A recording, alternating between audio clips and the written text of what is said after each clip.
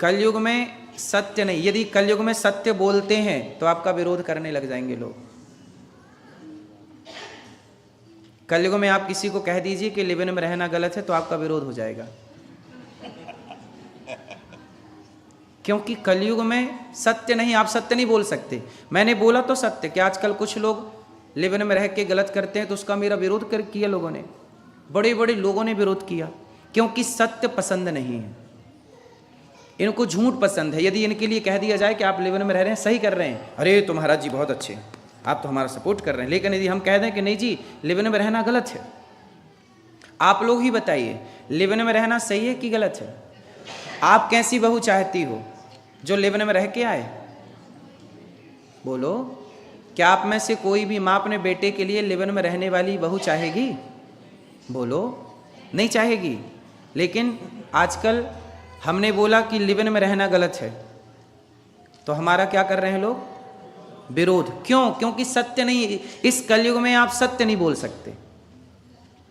कलयुग में आप वैश्या को वैश्या नहीं कह सकते, वो है तो वैश्या पर सुनना चाहती है कि मैं सती सावित्री हूं,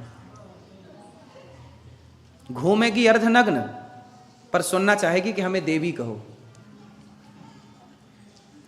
देवी वाली हरकत हो आपकी तो आपको देवी भी कहा जाए। हमारे यहां तो नारी को देवी ही कहा गया है, पर किस नारी को? हमारे यहां सीता जैसी नारियां भी हैं जिनको हम सब पूछते हैं। मंदिर में कोई भी मंदिर ऐसा नहीं है जहां सीता जी ना हो, यदि राम है तो। ऐसा कोई भी मंदिर नहीं है जहां राधा ना हो, यदि कृष्ण है तो। कोई भी, शंकर जी हैं तो पार्वती ना हो, ऐसा हो नहीं सकता। नारायण है तो लक्ष्मी ना हो, ऐसा हो नहीं सकता। हमारे यहाँ नारी की पूजा होती है, पर किस नारी की? जो सती है, पवित्र है, आचरण से, सदाचार से, व्यवहार से पवित्र है, उस नारी की क्या होती है? पूजा। लेकिन जो नारी सूपनखा जैसी है, क्या उस नारी की भी पूजा होगी? क्या एक तराजू में आप पतिव्रता नारियों को रखो और दूसरी तराजू में आप लिव इन में रहने वालियों को रखो, तो क्या दोनों का पलड़ा भारी होगा? उत्तर बोलो। पर समाज तो यही कहता है कि भाई ये भी नारी है, ये भी नारी है। आजकल तो समानता का भाव है ना, कि सब बराबर हैं, सब बराबर हैं, तो सती पतिव्रता और वैश्या एक कैसे हो सकती है? बोलो हाँ या ना। लेकिन आज आप सत्य नहीं बोल सकते। यदि आप सत्य बोलेंगे तो लोग आपका क्या करेंगे? क्यों करेंगे? क्योंकि सत्य सुनना अच्छा नहीं है। लोग झूठ सुनना चाहते हैं, हाँ या ना। यदि आज यहां, इसलिए तो भागवत जी में लिखा सत्यम नास्ति तपः शौचम दया दानम न विद्यते। सत्यम नास्ति। कलयुग में क्या नहीं है? कितने पांव टूट गए धर्म के? सत्य टूट गया, सत्य नहीं। तपः, कलयुग में क्या नहीं है? तप। कोई तपस्वी नहीं है, तप नहीं कर पा रहा है। सत्यम नास्ति तपः शौचम। शौचम मतलब, शौचम मतलब, शौचम मतलब शुद्धि। क्या? शुद्धि। शौचम मतलब क्या मेरी माँ?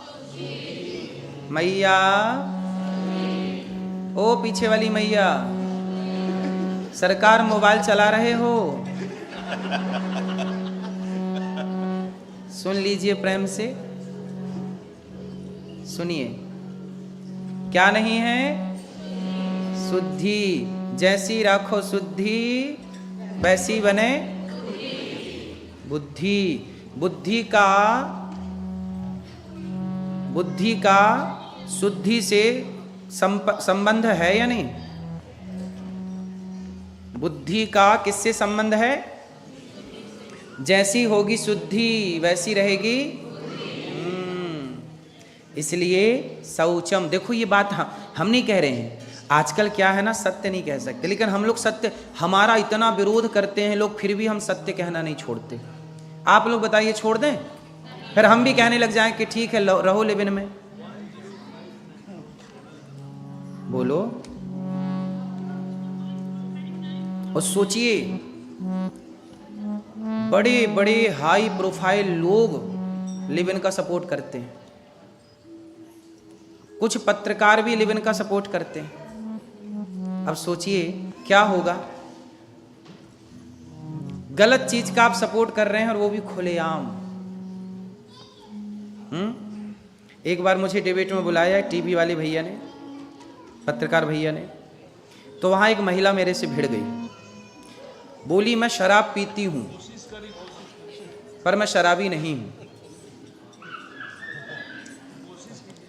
वो बोली मेरे से कि मैं शराब पीती हूं पर मैं शराबी नहीं हूं। वो मेरे से उलझ गई। तो मैंने उनसे कहा, न्यूज वाले, मेरे को कहां शराबियों के संग आपने बिठा दिया? न्यूज वाले तो टीवियों पे ले जाके भिड़ा देते हैं ना शराबियों से, आप लड़ो। वो बोली कि मैं शराब पीती हूं पर आप मुझे शराबी मत कहिए। इसका अर्थ क्या हुआ कि आज का आदमी खुलेआम, सोच महिला हो कि वो शराब पी रही हो, सबको बता रही है, और आप ये नहीं कह सकते कि तुम गलत हो। तो फिर उससे पूछा जाए कि भाई गलत कौन है? फिर मीडिया वालों को पूछना चाहिए था कौन गलत है। तो लोग सवाल हमसे करेंगे पर गलत लोगों से सवाल, आजकल सवाल भी उनसे पूछा जाता है जो सही है, जो गलत है उनसे कोई सवाल नहीं। अच्छा एक बात बताइए, शौचम का अर्थ हम समझाएं आपको? समझेंगे? ये भी सच है पर थोड़ा आप स्वीकार करेंगे कि नहीं? सचिव वैद्य गुरु तीन जो प्रिय बोलहि भयास। तीन लोग ना मुंह देखी बातें नहीं करते, और तीन लोग यदि मुंह देखी बातें करने लग जाएं तो आपका नाश हो जाएगा। सचिव आपका सलाहकार यदि आपको आपके हिसाब की सलाह देने लग गया तो आपका पतन हो जाएगा। समझ रहे हैं? जैसे राजा है, राजा का सलाहकार क्या करे? अरे राजा जी आप तो बहुत अच्छे हैं, आपका तो बढ़िया चल रहा है। अरे सचिव का मतलब है कि वो सही बताए। राजा यदि गलत है तो गलत को गलत कहे और सही को। रावण का नाश कैसे हो गया? रावण का नाश इसी में हो गया क्योंकि रावण के जो सचिव थे, सचिव मतलब सलाहकार, रावण के सलाहकार कैसे थे? गलत थे। कैसे सलाहकार थे? जब हनुमान जी गए लंका जलाई तो लंका जल गई, तो पूरी लंका में दहशत हो गई कि अरे हनुमान जी आए तो एक बंदर इतना पावरफुल है तो राम की सेना कितनी पावरफुल। सारे बंदर, सारे लंकावासी थर थर थर थर कांपने लग गए। तब राजा रावण के मंत्रियों ने कहा, अरे महाराज घबराने की क्या जरूरत है, बंदर भालू तो हमारा भोजन है। अब देखो रावण सभा में बैठा है और मंत्री क्या बोल रहे हैं? रावण ये लोग तो, बंदर लोग तो हमारे क्या है?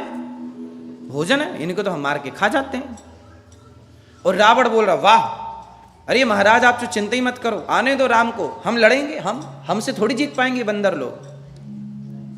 अब सोचिए रावण के सलाहकार रावण को क्या सलाह दे रहे हैं? सही सलाह गलत है?